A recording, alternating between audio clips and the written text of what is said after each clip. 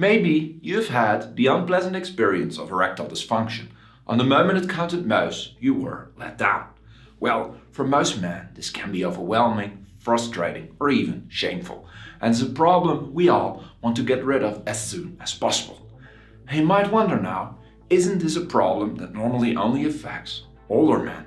Isn't it a problem of my cardiovascular system, the erectile tissue itself, or the nerve cells in my penis?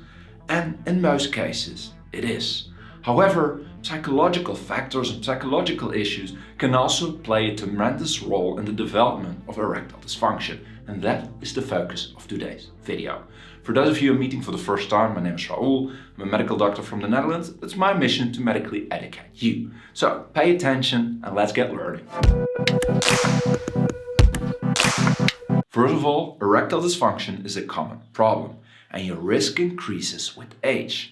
A recent study from the States found that about 50% of men in their 50s are experiencing erectile dysfunction, and about 60% of men in their 60s are experiencing it. I guess we all knew this. But now for the bad news. A study from the Journal of Sexual Medicine found that erectile dysfunction is far more common among younger men than previously was thought. As 26% of men under the age of 40 also experience erectile dysfunction. And to make matters even worse, of this group about 50% reports severe erectile dysfunction complaints. And this erectile dysfunction, even in these young men, is often caused by physical problems. Problems with your heart, problems with your nervous system, diabetes, and it can be caused by a questionable lifestyle, like the usage of illicit drugs. However, there remains a huge group where the erectile dysfunction is solely caused by psychological factors. Let's dive in a little deeper. This whole process of getting an erection starts with arousal. Arousal has a physical component, the physical stimulation of your penis or your body, and a mental combination.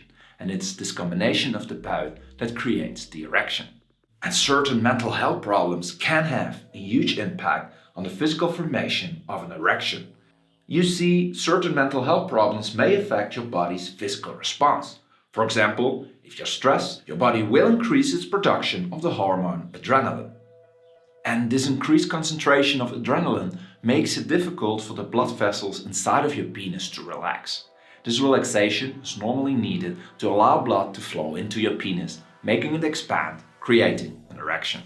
And this whole process of getting an erection can be interrupted or prevented by increased levels of stress, because increased stress means increased adrenaline, which is often seen in several mental health conditions. Furthermore, when dealing with anxiety problems, a certain performance anxiety might occur. This will make it more difficult to relax, enjoy the situation, and achieve an erection. In addition, recurrent erectile dysfunction complaints may contribute to a low self-esteem and feelings of guilt or anxiety that you're not satisfying your partner. Together, these anxiety complaints may lead to more stress and therefore an activation of your sympathetic nerve system. This leads to a faster heart rate, faster breathing rate, a higher blood pressure, and you guessed it, erectile dysfunction. This could create a vicious cycle where someone might experience more and more stress and anxiety and fear of erectile dysfunction, which ultimately causes the erectile dysfunction, and so on and so on. Erectile dysfunction is also often seen in men which are experiencing symptoms of severe trauma like PTSD. PTSD stands for post-traumatic stress disorder.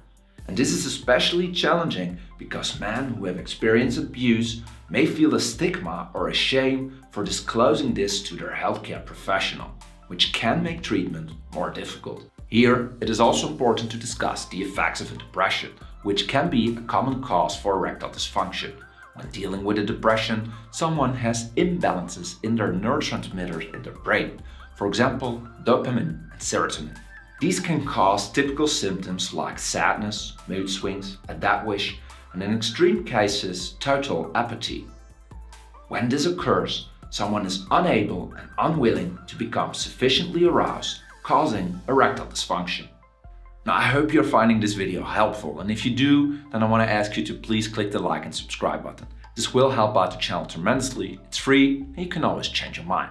Let's continue. Luckily, there are also some things you yourself can do to reduce your risk for potentially developing erectile dysfunction caused by mental health problems.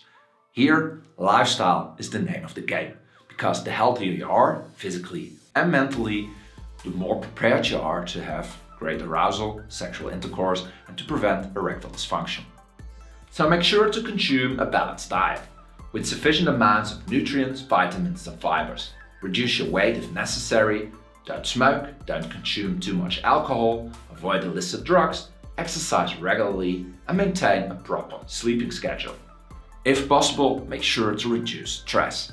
Do so by maintaining a scheduled day. Have frequent contact with your family and loved ones. Do some things you like relaxing, reading a book, going for an exercise, and try stress-reducing techniques like breathing exercises or meditating. Next, communication is key. It's essential to discuss your feelings, worries, and desires with your partner. This could decrease performance anxiety, contribute to mutual understanding, and hopefully create a more relaxing atmosphere. And lastly, sometimes all these tips and all your efforts may be insufficient, because not all forms of erectile dysfunction or not all forms of mental health complaints are avoidable. In these cases, it's important you seek medical help as soon as possible. It can be shameful, but it's important you do so. You might think you have to do it all on your own, but you don't. Look at it this way. Not getting help for potentially treatable issues such as erectile dysfunction or certain mental health problems prolong both your suffering and the suffering of your partner.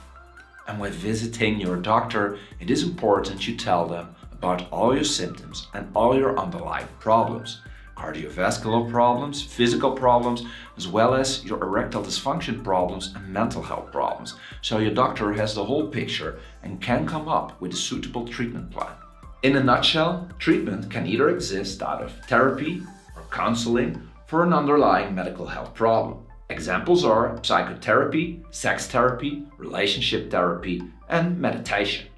If necessary, your doctor or therapist might also recommend certain medications, like antidepressants, anti-anxiety drugs, and drugs like Viagra, which can help with erectile dysfunction directly.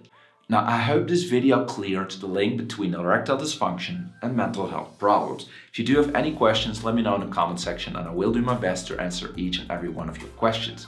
For those of you that can't get enough, check out the playlist in the description with more awesome videos, or check out the Instagram, TikTok, or Facebook channel at How to Medicate. Thank you all so much for watching. If you did learn something, please click the like and subscribe button. And as always, I will see you next week with a new video. Stay healthy. Bye-bye.